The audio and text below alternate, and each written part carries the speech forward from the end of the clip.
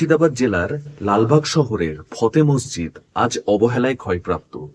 সংরক্ষণের দায়িত্ব নিতে কেউ এগিয়ে না এলেও ইতিহাসকে বাঁচিয়ে রাখার সাহস দেখিয়েছে লালবাগ সিংহি উচ্চ বিদ্যালয়ের দুই তরুণ ইতিহাসপ্রেমী ছাত্র। নিখুঁত মনোযোগ ও গভীর ভালোবাসায় তারা নির্মাণ করেছে ফতে মসজিদের এক অনবদ্য ডেমো, যার রং, নকশা, ডেকোরেশন এতটাই বাস্তব ও নিখুঁত যেন দেখলে মনে হয় মূল স্থাপনায় নতুন করে প্রাণ ফিরে পেয়েছে।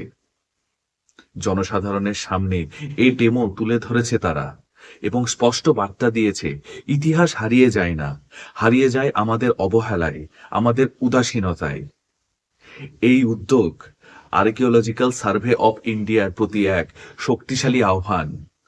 ফতে মসজিদ শুধুমাত্র ইট পাথরের নিদর্শন নয়, এটি আমাদের সংস্কৃতি, উত্তরাধিকার, এবং একে সংরক্ষণ করা মানে অতীতকে বাঁচিয়ে রাখা এবং ভবিষ্যতের হাতে ইতিহাসের আলো তুলে দেওয়া।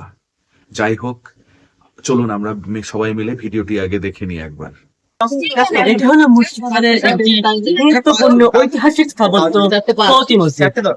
মুর্শিদাবাদের ফতে মসজিদ নবাব খান কর্তৃক 1740 খ্রিস্টাব্দে নির্মিত একটি অসমাপ্ত ঐতিহাসিক মসজিদ, যা কুমারপুর অঞ্চলের হাজারদুয়ারি প্রাসাদের প্রায় 1 কিলোমিটার পূর্বে লালগোলা শিয়ালদহ রেল লাইনের পাশে অবস্থিত।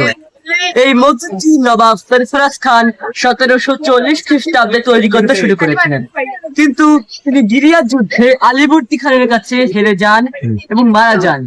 তার ফলে তিনি সম্পূর্ণভাবে এই মসজিদটি তৈরি করতে পারেননি। এই মসজিদটির দৈর্ঘ্য প্রায় 24 মিটার, প্রস্থ 12 মিটার এবং উচ্চতা 13 মিটার। মসজিদটিতে 5টি গম্বুজ ও 4টি মিনার, যার মধ্যে 2টি গম্বুজ সম্পূর্ণভাবে তৈরি এবং বাকিগুলি অসম্পূর্ণ থেকে যায়। ফতে মসজিদে যে ফৌতি কথাটি আমরা পাই, এটির উৎস হচ্ছে আরবি শব্দ ফৌত থেকে। আরবি শব্দ ফৌতের অর্থ হলো মারা যাওয়া, ধ্বংস হয়ে যাওয়া বা শেষ হয়ে যাওয়া। সেখান থেকে এই মসজিদের নাম পড়ে ফৌতি মসজিদ। কেননা নবাব সরফরাজ খান এটি নির্মাণ কাজ শুরু করলেও এটিকে শেষ করার আগে তিনি মারা যান, এটি অসমাপ্ত থেকে যায়।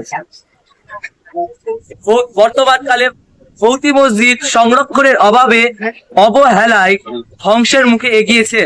এই মসজিদটি ক্ষয় বিক্ষয়ের মাধ্যমে বিলুপ্তির পথে এগিয়েছে এবং মসজিদটিতে একটি জঙ্গল জাংলার সৃষ্টি হয়েছে। আমাদের মডেল তৈরি একমাত্র উদ্দেশ্য হচ্ছে জনসাধারণকে এই স্থাপত্য সম্পর্কে সচেতন করা এবং আর্কিওলজিক্যাল সার্ভে অফ ইন্ডিয়ার দৃষ্টি আকর্ষণ করা, যাতে উনারা সঠিক পদক্ষেপ গ্রহণের মাধ্যমে এই মসজিদের সংস্কার করেন এবং এটিকে সংরক্ষণ করেন। কেননা এটি নবাব সরফরাজ খানের তৈরি একমাত্র ঐতিহাসিক নিদর্শন যা আমরা পাই। ধন্যবাদ।